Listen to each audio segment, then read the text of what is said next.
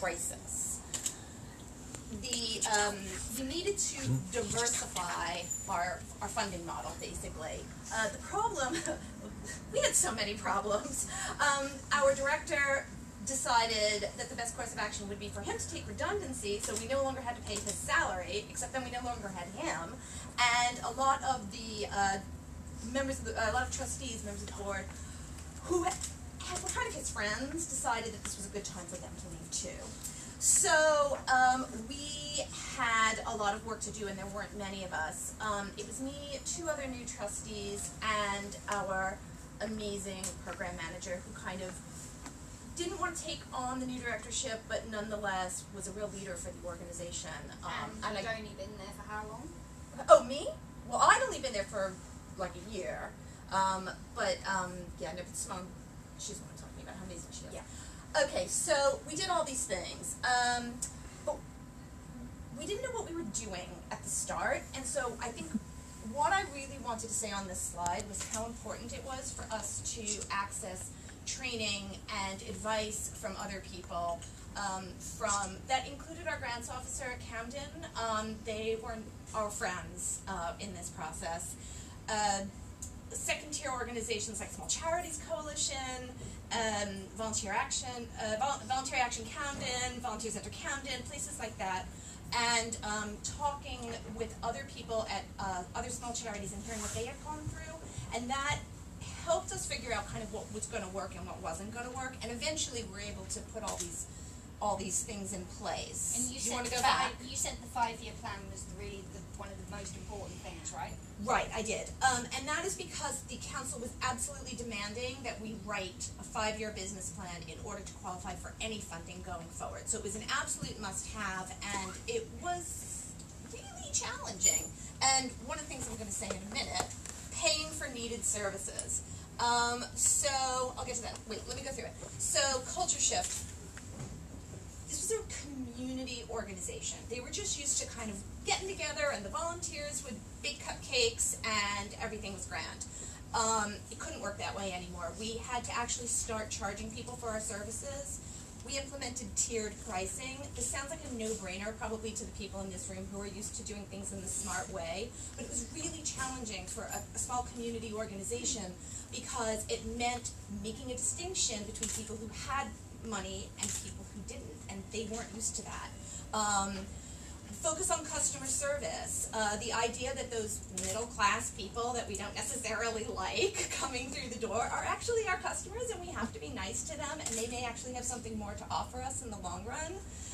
So again, it sounds probably a little strange to you guys if you've already been through this process, but for an organization that was used to having its funding come from the council, it was really challenging. Paying for needed services. I cannot say how important it was for us to have a professional accountant, some fundraising support, to do things the right way, but all of this couldn't happen without the involvement of the staff and our key volunteers and getting them involved in the decision-making process. So I just really wanted to emphasize that it was a collaborative process. We did try very hard to maintain that aspect of community and make people feel like they were kind of coming along with us.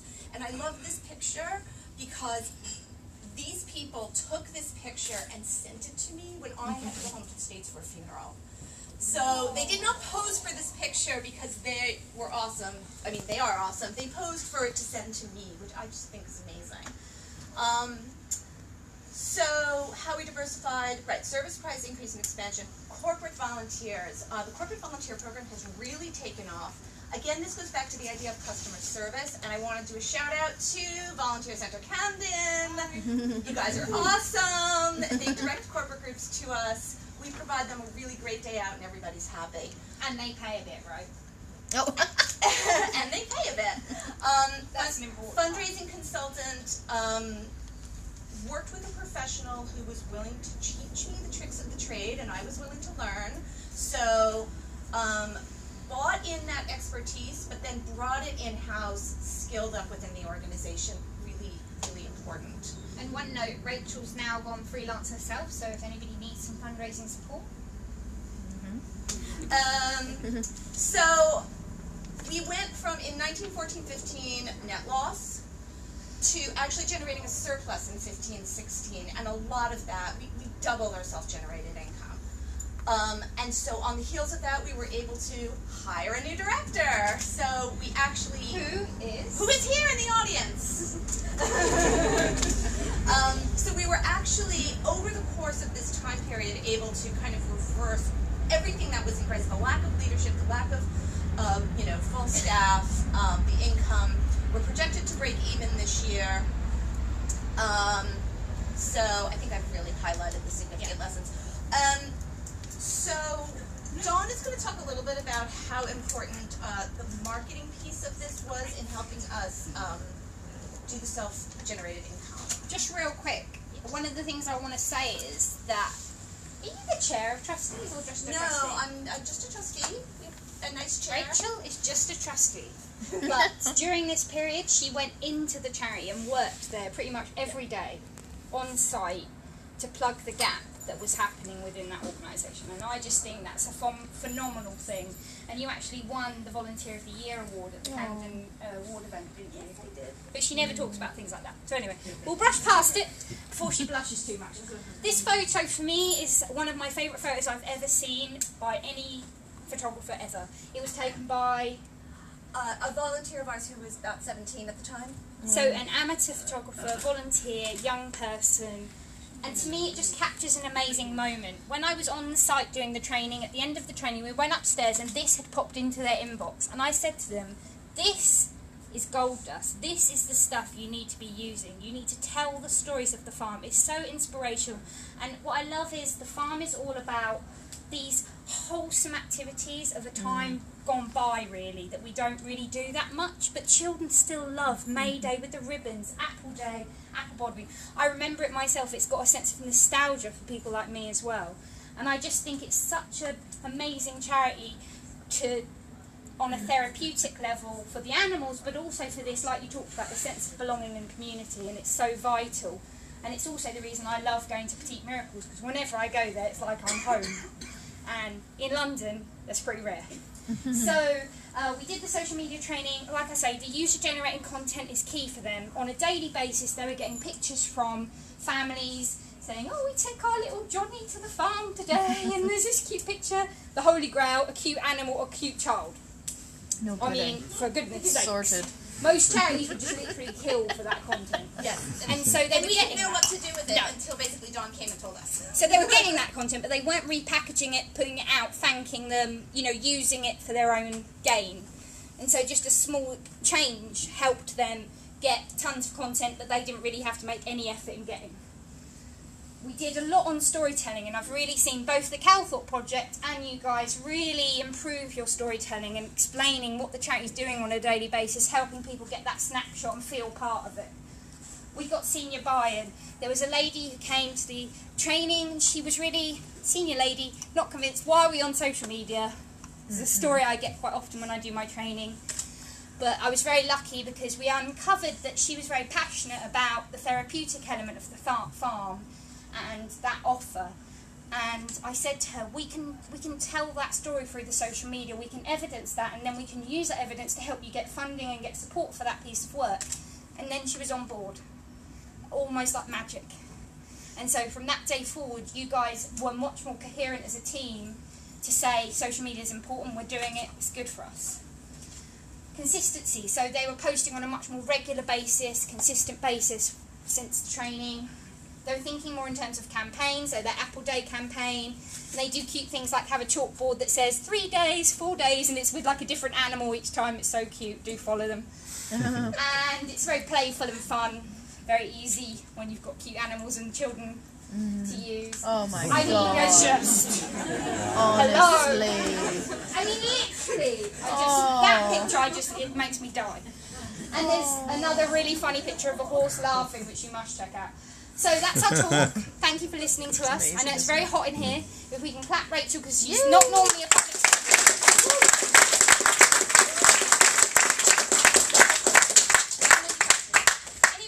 For Rachel. So you were talking about user-generated content. How do you get people to share that with you? Like, do you encourage users to put your hashtag, or do you just put your email address photographs out there and do send us the photos? Well, the thing is, they just post them on Facebook, and we were not then, but they were kind of like hidden, and so we just weren't unlocking them. They were posting them to the page, if that makes sense. Yeah, people were doing it themselves. People check in at the farm. They tweet that they come to the farm. So on Insta, a lot of it's the geographical tagging that they did on Insta is how you can find their content. Yeah. One of the things that we found that works really, really well is when the corporate teams come, they love to take pictures of each other and post on Twitter.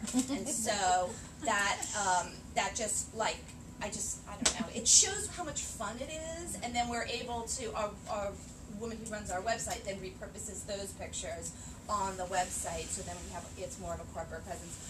So these are examples of pictures these are taken by a volunteer, and we don't actually have anybody on staff who gets paid to do this work, and I believe that it is her passion for the organization. She does it as a volunteer. I mean, yes, she's a great photographer, but it's that really shines through, and her relationship with other people. You know, she'll spend hours watching the goats and taking cute pictures of them, and then we pick like the one or two to put on the website. So it is. We were talking earlier in the evening about how time-consuming social can be, which it is, but I don't know, I think it's so worth it. Well, you guys had, 1,000 people turn up to one of your... Yeah, we were overrun at one of our events, but it's also changed it's brought us to a whole new level in terms of what we can expect, and that's like cash in hand. That's not just a nice thing to have. That's people coming through the door, putting money into our post box, making donations, using our services, coming to our events.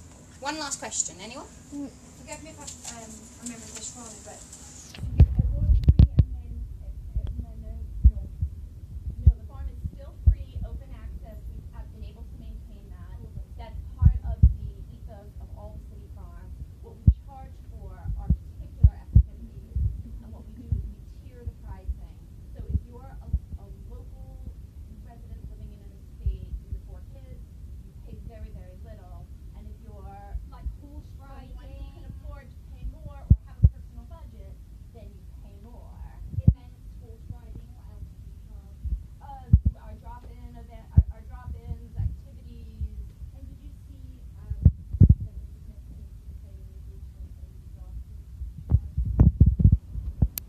No, what we got was some pushback. This is all the stuff I dropped out of the speech. We got some pushback from the local community. They wanted to know why we were charging, why were there different prices.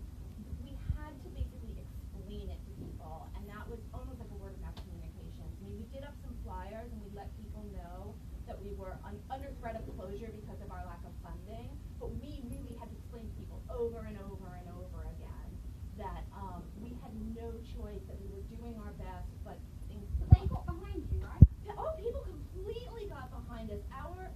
We have this box where people put the donations in, and That basically doubled over the course of this campaign, and it's settled down a little bit more now, but it's still maintained at a higher level than what it had been previous to that. Just gonna, one last quick question. Quick question. You mentioned you're going freelance. Me. Yes. What services are you going to be offering, and how can people get in touch with you? You're like a plant. Yeah, call me if you want to talk about fundraising. Social media, what's your... Not so much my thing, but if anybody wants to run a crowdfunding campaign with me, I would totally do that for free because I really want to get that experience. How can they find you? Have you got business cards? cards? Okay. I have business cards because Dawn told me to bring On them. the email following up, I'm going to put her information, I'm going to put Jess's information, I'll put people's information that people have requested so that you can get in contact and pull up services if you need them. Does that sound okay? I got totally stoked by your presentation, and now I want to do crowdfunding campaign. come along and help my campaign? Okay, so round of applause. Again, I'm sorry the break's kind of killed, but if we can get a drink and swing back in, we've got a couple more talks. Dawn, was it Facebook? What, Facebook? Was it Facebook Live? It's